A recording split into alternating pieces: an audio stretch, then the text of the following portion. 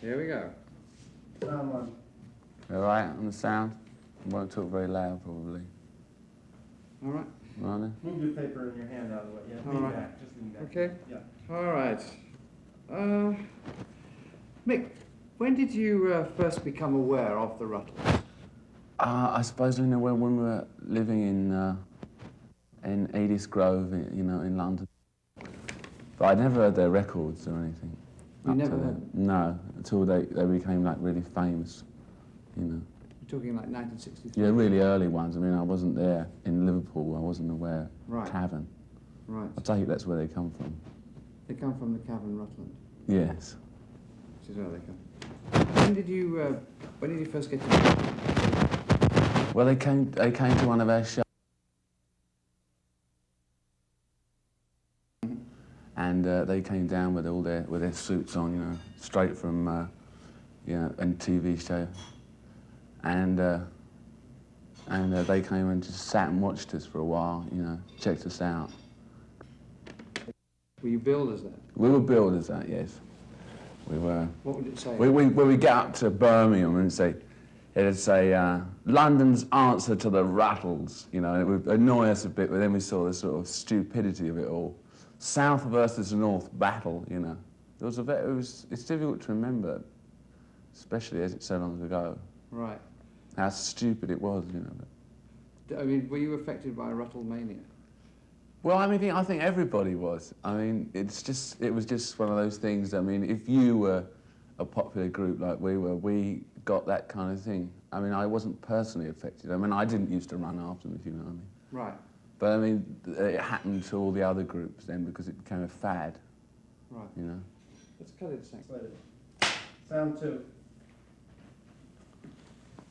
Mick, when did you first become aware of the Rutles? Well, I think the first time we knew the Rutles existed was when we were living in London, all together. Keith, Brian, and me living in this little flat in Chelsea. And we didn't have anything. We were just playing just a young blues band. And suddenly there were these kids making all this money. And they saw the Rutles on TV, the Rutles were doing this, the Rutles had hit records. So we thought, well, we could do better, if not worse, and make more money or whatever, but we thought it can't be that difficult. You thought it couldn't be that difficult? No, it couldn't be. So that's where, do you have any kind of rivalry between, that's where it started, the rivalry between the Stones and... Well, there wasn't any real personal rivalry between the Rutles and the Stones, really. I mean, it was, we were quite, later on, met each other. But even at the beginning, but people liked to make it like that, we were the South answer to the Rutles, and when we go to Preston, people would boo us, because we weren't from the North, like the Rutles were, or the South was very proud of us because they at least had got something to combat Rutles with. So it was all a bit weird then, but we were, it was a long time ago. Right. You were at, you went to Shea Stadium. No, I was at Shea Stadium, when the Rutles were. It was that was the first big outdoor concert by a rock band, the Rutles at Shea Stadium, right? Right. So it was an exciting event. I mean, I even rented a helicopter for it, came in, go down, zooming over the crowd, never seen a crowd as big as that for a rock concert before. And ran in, met them before they went on, I think they were nervous, in front of all those people. And there was the drummer, Barry. There was Barry on this 18-foot drum riser swaying in the wind like that. I thought it was going to fall over. We had a good party afterwards. Did you hear much? No, nothing at all. All right. Right, we're going back. Shea Stadium. Shea Stadium was the first big outdoor rock and roll gig, and the Rutles were the first band to ever do one of those kind of gigs. So it was so we all came there in a helicopter, sat in the dugout with the Rutles, arm to arm. They were very nervous, I think, going on this big, huge stadium, right in the middle of the field. And suddenly they run out in the middle of the field, dash out, because there's no one in the middle of the field, everyone's up the sides. Right? So, and then you just look and you can't see anything, just nothing, just four figures out in the middle of that. Tell us about. Lean back a little, Eric. Sorry. Tell us about the Bognor. What happened at the Bognor weekend? So, well, when we got there, of course, okay.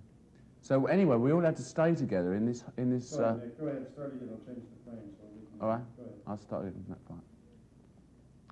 Anyway, we had a bit of ball tapping. Nothing much happened, sort of thing. We didn't reach anyone much, and we had to spend the night there, and in this sort of youth hostel type place. And I always remember that I was with Marion Faithful at that time, and we only had single beds in the hostelry, so we put Marion and I put the beds together so we could sleep together on the floor. And Nasty came in and said, "Oh, Mick, all you think about is fucking sex, man. We're down here for board tapping, not sex." I don't know, it's a lot of things. I mean, I guess women, really. Women are a great divisive force in the Rutles, I think. In a lot of bands. Not in ours, of course, but in the Rutles, it was a big problem, I think. They all hated each other, punching each other out. The Bigamy sisters always. You didn't know which one was which half the time. You know, it was a problem, I think, and it got in the way of the music, which was a pity, because they were still writing great music, even though they weren't on the road anymore. Right. I mean, Rutles' music was still as good, you know, in that period, you know, even though they weren't performing. Sergeant Rutland, I mean, was... Sergeant Rutter. Let's get it. That was where we're going. Yeah. So I think we've covered. Did you ever go into the Ruttle Claw building in Savile Row? No, only since they gutted it. It's a great pity, because it's a very beautiful 18th century house. You didn't ever see that they used to have Hell's Angels hanging out in there? Did they? I wasn't really, you know, part of the Ruttle empire as such at that point. Right. Does Keith like the Ruttles? Yeah, I think Keith liked the Rutles songs in the beginning. It influenced him a lot more than it did me. I mean, I never used to like them very much, you know. They were, to me, a bit sort of too... dee-dee-dee-dee-dee-dee, you know. But Keith liked that, you know, and it was a quick way to sort of start learning how to write songs. Why do you think the Ruttles broke up?